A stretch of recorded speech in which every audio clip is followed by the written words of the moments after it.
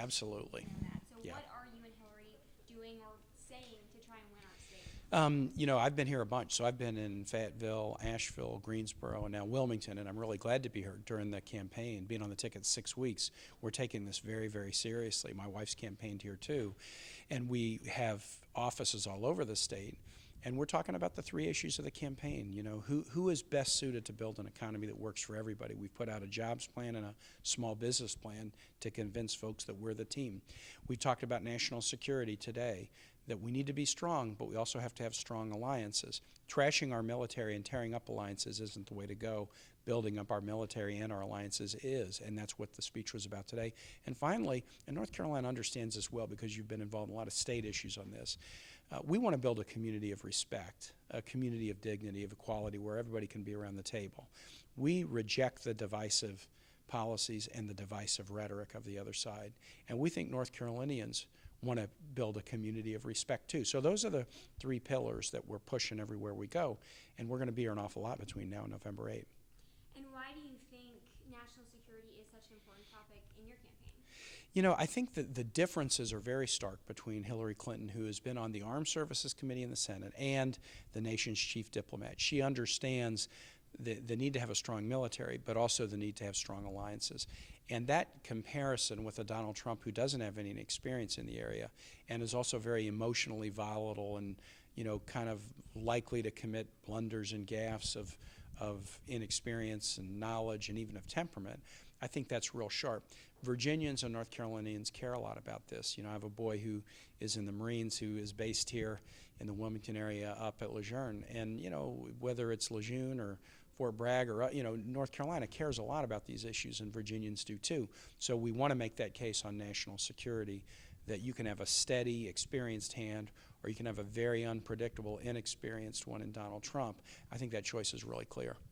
And a lot of Hillary's critics say that maybe she can't be trusted with vital information. What do you say to that? Look, I think she has proven over a long career that she can be trusted, and here's where it comes down to me.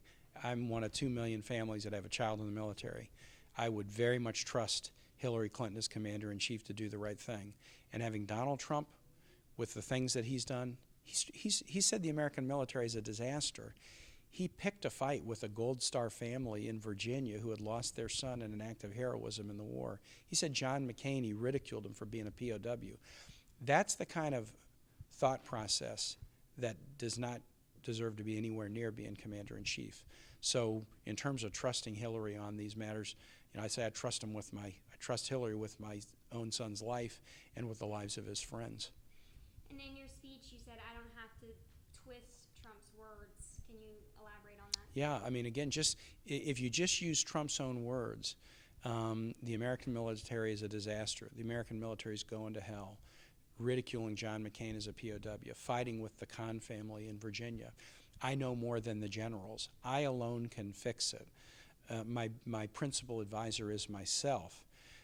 These are the kinds of things that Donald Trump says, and that demonstrates a temperament that just really isn't suited for the job, for any of the job, but especially being commander-in-chief. So your hometown paper, the Richmond Times-Dispatch, just recently posted that they're endorsing Gary Johnson. Yes. Quoting, neither Donald Trump nor Hillary Clinton meets the fundamental moral and professional standards. What do you have to say to that? My paper is a paper that has never not endorsed the Republican presidential candidate in all my time there. So I've lived in Richmond since 1984. And they're a proud paper with a great tradition. They endorse Republican presidential candidates. They've never endorsed a Democratic presidential candidate during my time there. The thing that is remarkable, if you live in Richmond, is that this is an election where they chose not to endorse the Republican. That they wouldn't endorse a Democrat is no surprise to anybody, but that they chose not to endorse a Republican, and that they did it this early, Labor Day. They didn't wait till October. That is what's really caused a lot of eyebrows to raise in Richmond because of their past practice.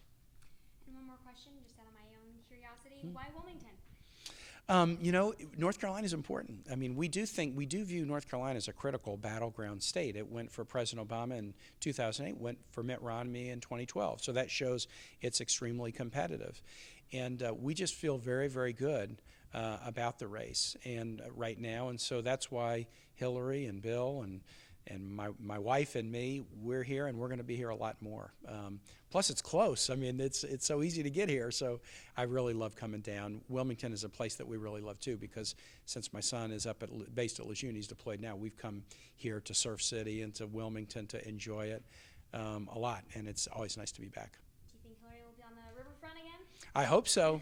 I don't. We know our schedules like 2 or 3 days in advance, and we're basing it on, okay, well, where should we go right now? What's really important? But I think the prospect of the ticket being heavily engaged, being here in North Carolina a bunch between now and November 8 is very, very high. All right. Anything else you want to add? That's pretty much it.